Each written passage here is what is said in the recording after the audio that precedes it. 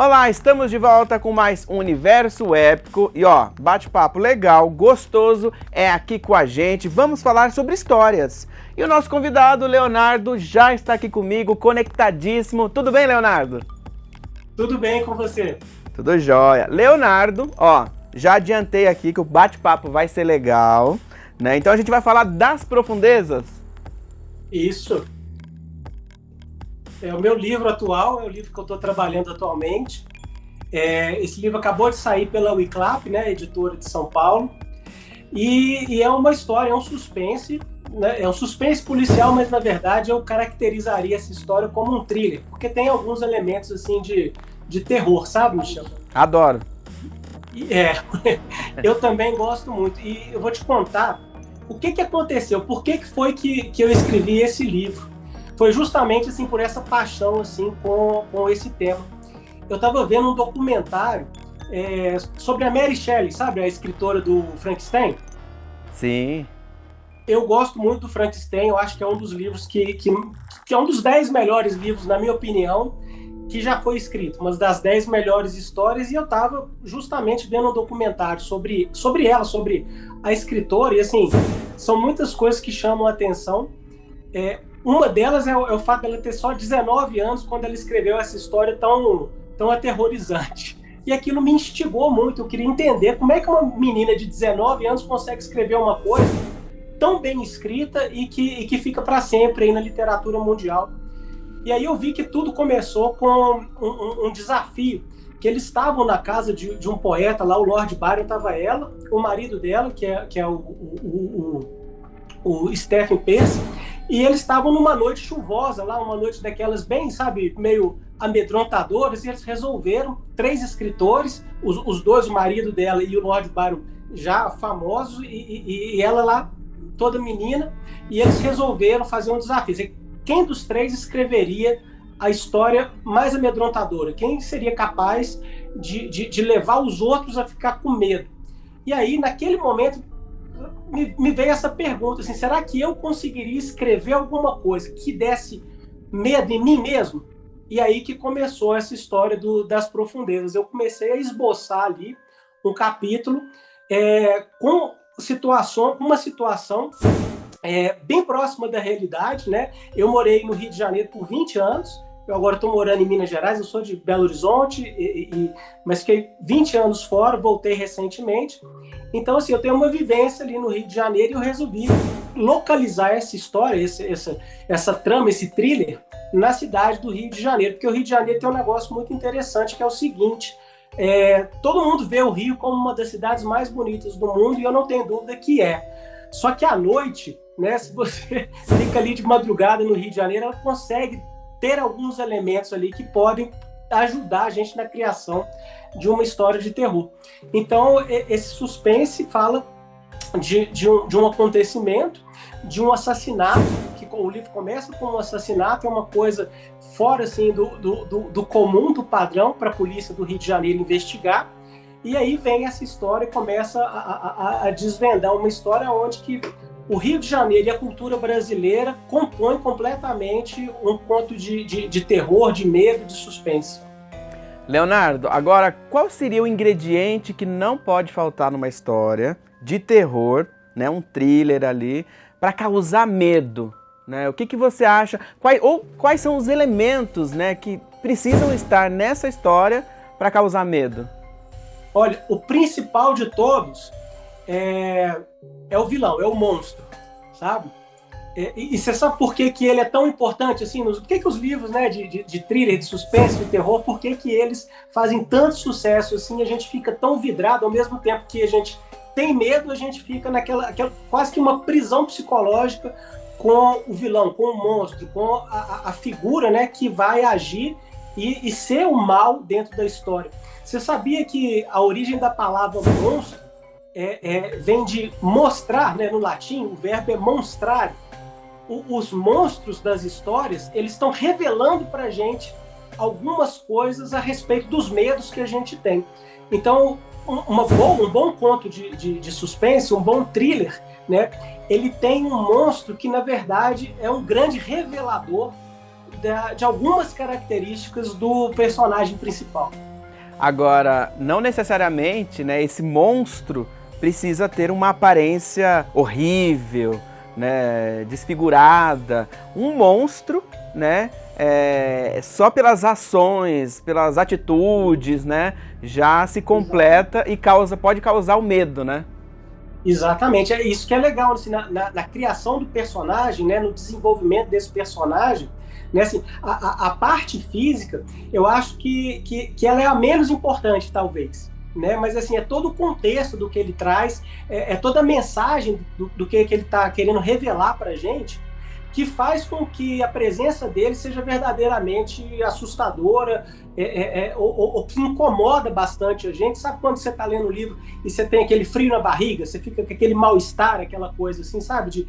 Esse que é o medo legal que eu consegui colocar nas páginas das profundezas. E isso é muito interessante, né? Porque enquanto você estava explicando, aí eu fui me recordando, né, de como que eu comecei também a me interessar por filmes, por histórias de terror, né? Eu lembro que eu ia até a locadora, nossa, antigo, alugar filmes, e eu não saía da sessão de terror, e olha, eu acho que eu cheguei a zerar a sessão de terror lá da locadora do bairro, né? E é interessante, é exatamente isso que as histórias de terror, elas causam, né? Aquela tensão. Eu acho que isso é gostoso, né? Então, se a história chegar nesse resultado, então tá no caminho certo, né? Isso, eu acho que isso que é o mais importante. Eu sou, antes de mais nada, eu sou um consumidor de toda essa cultura que a gente tem em torno das histórias, dos contos, desde, né, de livros, quadrinhos, filmes também. Eu acho que eu sou um apaixonado por isso. Também consumi, acho que provavelmente, de tudo, só da época da videolocadora.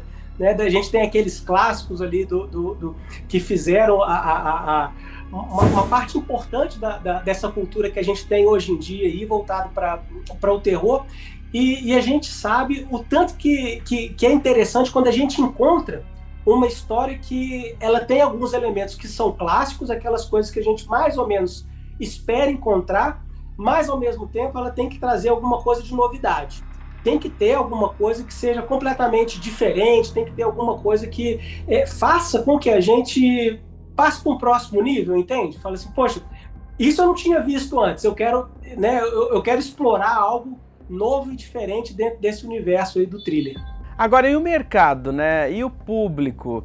Não deu um frio na sua barriga, né? Quando você falou, eu vou com esse projeto, com essa história de terror, porque a gente sabe, né, que é um nicho que não é um nicho assim que é tão abrangente se comparado com um romance, uma fantasia, né? As pessoas justamente elas recusam, né, por conta de, às vezes, não gostar de sentir esse friozinho na barriga, né? Agora, e você? Né? Ficou com medo, né, de levar adiante esse projeto?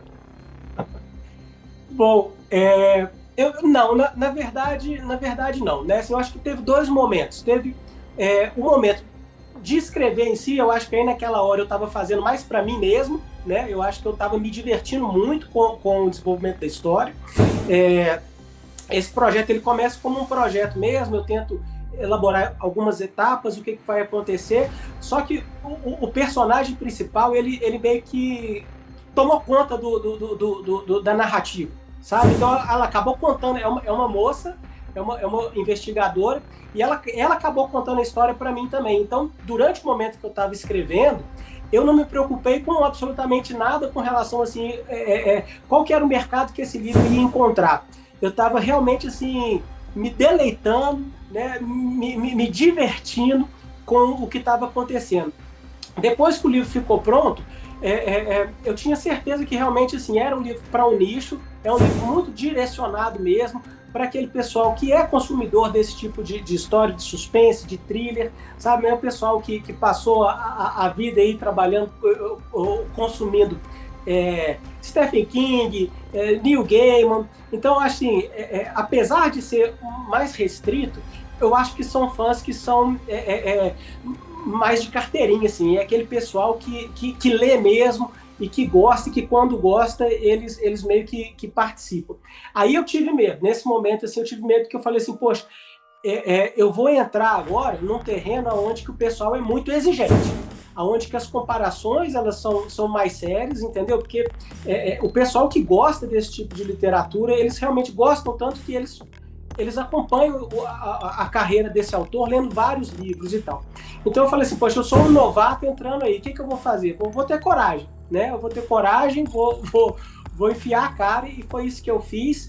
E, cara, eu fiquei muito, muito satisfeito mesmo, porque eu recebi muitas críticas positivas e até parabéns mesmo de leitores contumazes do gênero thriller. Sabe, o pessoal tem gente que tem blog, que já leu, que deixou lá no meu Instagram, que deixou na página do livro lá na Amazon, umas resenhas assim, sabe, é gente que eu não conheço, é gente que realmente pegou o livro, leu e deu opinião, e realmente não é que não me surpreendeu, não. Eu sabia que eu estava fazendo um negócio diferenciado. Não é falsa modéstia, não, sabe? Realmente, assim, muita dedicação, muita noção do que é o trabalho, e o resultado que teve foi muito legal. Agora, para você criar o seu monstro, sua criatura, não o seu vilão, né? Foi uma junção de várias coisas que você já viu, leu, assistiu, ou não? Vou querer criar uma coisa do zero, uma coisa minha. Como é que foi isso? Pois sabe o que acontece é o seguinte, eu sou psicólogo de formação, e eu estudei muito antropologia, né? Eu não sou antropólogo de formação, mas durante o curso de psicologia e depois eu estudei muito antropologia, eu sou muito próximo da cultura popular, né? Eu acho que a cultura popular para a literatura é como se fosse a matéria-prima. Então, assim, eu sou muito próximo da cultura popular, e a criação desse monstro, ela é meio que uma homenagem à cultura brasileira. Bom, só isso. Não dá pra falar muito, porque senão acaba estragando a surpresa da história. É verdade. Aí se a pessoa gosta desses elementos e ficou interessada, não tem jeito. Vai ter que ler a história mesmo para entender que monstro que é esse. E encontrar aí os mistérios das profundezas. Isso aí.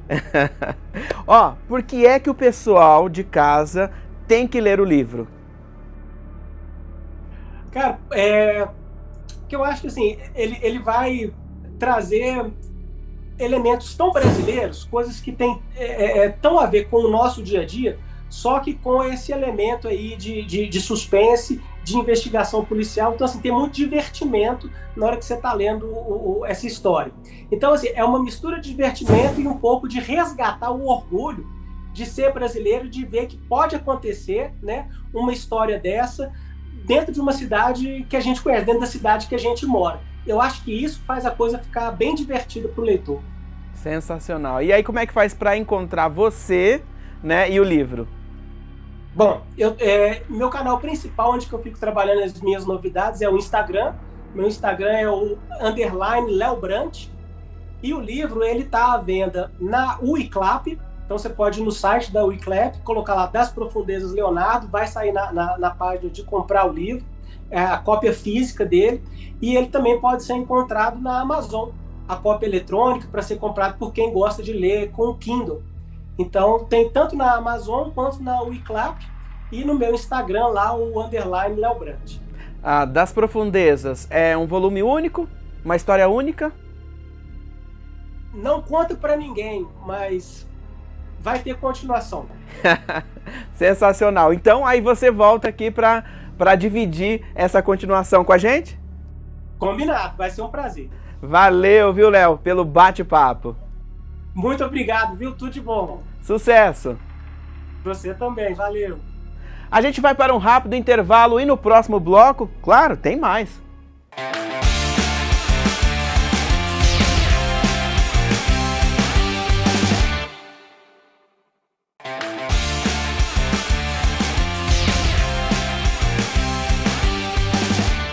Estamos de volta, segundo bloco do Universo Épico, e agora a gente vai falar com o Luiz. Olha só, ele já está aqui conectado com a gente. Tudo bem com o senhor? Tudo bom, Michel. Tudo bem, e você? Tudo jóia. o Luiz, que está lá no estado de Pernambuco, né, diretamente de Pernambuco, vai conversar com a gente aqui sobre o livro dele, né? Então, é o fim do mistério, no Palácio do Lago Azul, é isso, não é? Do Lago Azul. Então, conta pra gente, do que se trata a história? A história, ele começa falando de um rei, de um principado, né? Um principado na Europa e ele vai se desenvolvendo e tal, e termina com um lindo romance, né? Ele desenvolve a história todinha e no final tem um romance bem interessante. E no caminho ele vai tratando de vários temas, né? Como vivência de poder, preconceito de classe, vai trabalhando muitas questões assim, né? O senhor foi lá, pegou vários ingredientes, né? Reuniu esses ingredientes e aí, né, colocou até um mistério na história. Isso. Esse mistério é uma família ainda originária do sistema feudal e tinha aqueles problemas de domínio, até mesmo atrocidades com pessoas humildes do campo, né? E tinha uma tradição lá que os filhos dos poderosos lá aboliam com moças assim que completavam 15 anos, né? E aquilo ali para eles era uma glória, era muito bom. Então, esse mistério, ele começa baseado nessa tradição, certo? Nesses costumes. E esse mistério segue a família a vida inteira, né? Perturba demais a família do príncipe, a família real. E durante toda a vida eles vão tendo dificuldade, uma série de dificuldades e não desvenda esse mistério. Por que isso acontece? Por exemplo, só nascia um filho normalmente do casal, um filho varão. E quando nascia uma segunda criança, sempre era mulher. E essas não se casavam, e se casassem não tinham filhos. Então era um mistério bem interessante. E a história é desenvolvida a partir desse conceito, né? E vai até o fim, quando realmente, só no final é que desvenda esse mistério, né? Agora, Luiz, uma história rica em detalhes, né? De onde que surgiu a inspiração? Pois é, Michel. Eu, desde cedo, ainda criança, eu morava no interior de Pernambuco, numa situação muito pobreza e tal, né? E eu tinha um primo que era seminarista. E ele, quando chegava lá, a gente ficava muito feliz, porque ele contava algumas histórias. Ele morava em Roma nessa época. E eu ficava imaginando mil e uma coisas daqueles lugares sem nunca ter visto, certo? E aí depois, já na adolescência, eu tentei escrever alguma coisa, mas não tinha jeito. E mais tarde, mais essa ideia de escrever não saía do meu pensamento, de escrever um livro. E eu comecei a escrever esse livro no ano 2000. Rascunhava algumas coisas, depois perdi alguns rascunhos. Os que eu encontrei fui jogando no computador, devagarinho e tal. E escrevi outros livros, por exemplo, uma trilogia infantil. E depois, essa história ainda pendente, sabe? Essa história pendente, eu precisava criar um cenário para ela, mas eu não conhecia a Europa, eu não conhecia nada daquilo, sabe? Mas eu queria que fosse lá, porque na minha imaginação infantil era por ali, né? Aí, depois viajei para a Itália e fui em Veneza, e depois fui para a Ilha de Murano, e lá eu vi o cenário pronto, né? O cenário é esse, né? Aí, a história já estava quase toda pronta, assim, na minha cabeça, então só fui sentar no computador e escrever ela todo dia. E aí, quando surgiu a história prontinha, né? Ficou do jeito que o senhor imaginava, do jeito que o senhor queria? Ficou, né? A estrutura, sim. É evidente que quando você vai começando a desenvolver a história, vai aparecendo personagem, personagem que seria secundário começa a aparecer, começa a criar corpos, né? Outros personagens vão surgindo, então, mas a estrutura, sim, ficou perfeita, do jeito que eu imaginava que fosse. O que foi mais difícil? Foi esse processo de construir o local, né, até chegar a visitar o país, conhecer, né, a parte, né, da Europa, ou não? Foi a história? Não, a história ela estava já pensada, né? Ela já existia a história. Ela precisava do cenário, né?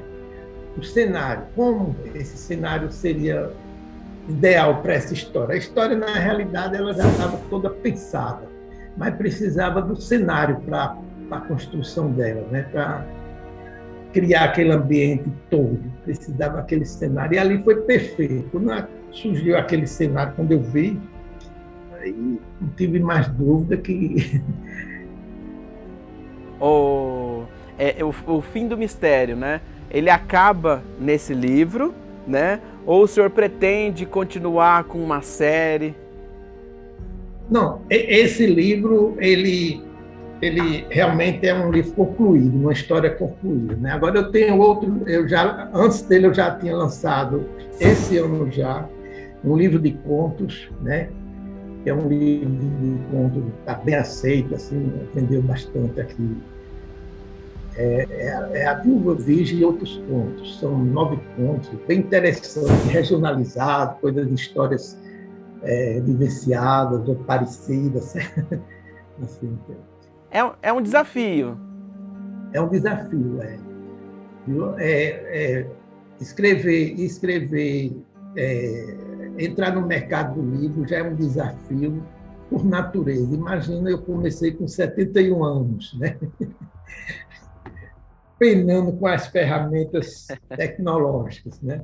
Agora mesmo a menina Débora está fazendo o ensaio aqui e eu sei conseguir aqui acessar, entendeu? Peno nessas ferramentas tecnológicas, entendeu? Então não é fácil, mas com força e determinação a gente vai conseguindo, né? Com já certeza. tem outros projetos já prontos, outros quase prontos, faltando revisão, tem muito material já. A menina Débora, que o seu Luiz comentou aqui, é a nossa produtora, né? É quem, né, faz a ponte com os nossos entrevistados. E antes da gente começar a gravação, ela passa ali, né, o enquadramento, luz, faz teste de internet. Foi ótimo e ela muito legal, tal, porque eu estava perdidinho aqui. Não, mas está perfeito. O senhor falou, né, da idade, né, 71 anos, mas nunca é tarde para a gente começar, não é? Nunca é tarde, com certeza, nunca é tarde. Mas as barreiras são bem mais penosas para você atravessar, viu? Uma pessoa jovem vem aquelas dificuldades e ele vai tirando de letra, e a pessoa já mais idosa, já sem paciência, né? E tudo, as dificuldades são muito maiores, mas nada impede, não. Eu estou muito feliz, né? Eu me aposentei com 71 anos e comecei a escrever justamente para não ficar ocioso, né? Não me sentir ocioso. Então, voltei esse projeto com toda a força e voltei também a estudar, né? Interessante porque na minha vida foi uma vida de muito trabalho. Eu comecei a trabalhar muito jovem ainda, com 12 anos de idade, na roça, e depois vim para o Recife e comecei a trabalhar em banco e não tive tempo mais para nada. Então, começava a fazer um curso superior, tinha que parar por causa do trabalho, trabalhando no banco. fui gerente muito cedo e viajei muito pelo Brasil. Morei em 5 estados em 4 anos. Nossa. Então, é assim. Aí ficou essa dívida comigo mesmo, de um curso superior, certo? De nunca ter concluído.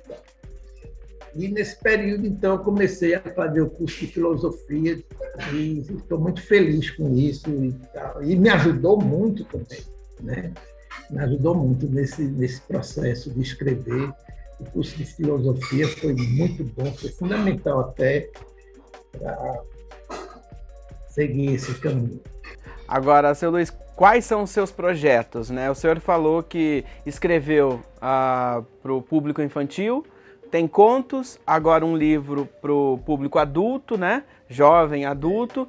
O senhor tem ali algum gênero, né, que o senhor se identifica mais, ou que gostou mais de escrever, ou que quer escrever? Eu não tenho assim, um gênero específico. Eu gosto muito de contos, sabe? Gosto muito de contos, tanto de ler como de escrever, né? Eu sou apaixonado por contos. Eu leio muito sobre Machado de Assis e outros contistas. Eu gosto muito, mas gosto de escrever também de outro gênero. Por exemplo, eu já tenho outro romance pronto, só para fazer revisão.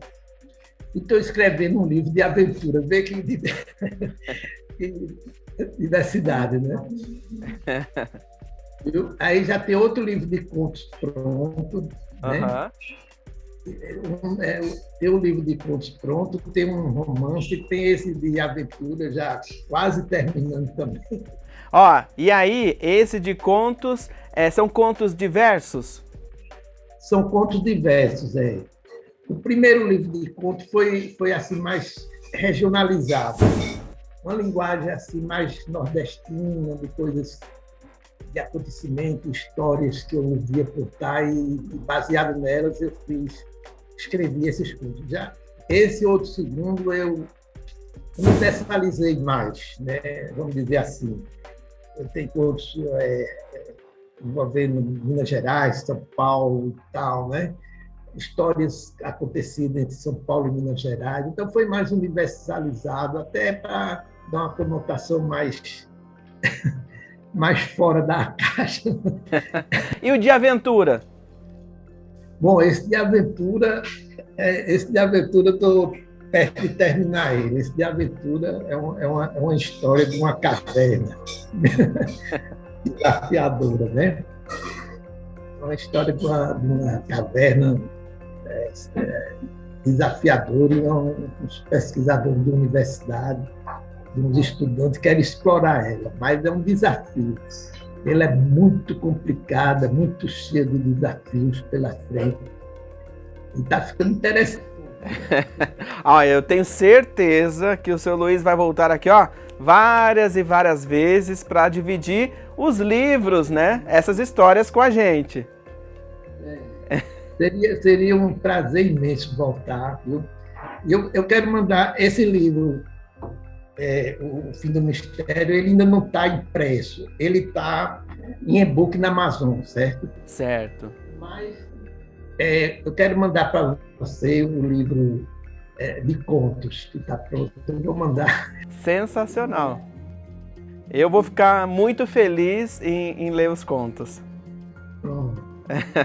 Eu quero que você depois mandasse o endereço que eu vou mandar. Fico feliz de mandar ele para vocês, eu fico feliz. Com certeza. Histórias assim, regionais, mas bem interessantes, viu? Com certeza. Seu Luiz, esses livros, né, todos os livros, né, tanto o infantil, o de contos, o Fim do Mistério, onde que as pessoas podem encontrar? O senhor tem aí um Instagram, um Facebook, alguma rede social que eles podem acompanhar o trabalho do senhor e também os livros? Pode no Instagram, ele pode entrar, né, no Luiz Cunha, né? E lá também tem os links dos livros. Todos esses livros estão na Amazon, né? À venda na Amazon. O livro de contos está na Americanas, está em vários outros lojas virtuais, em vários. Mas todos estão na Amazon.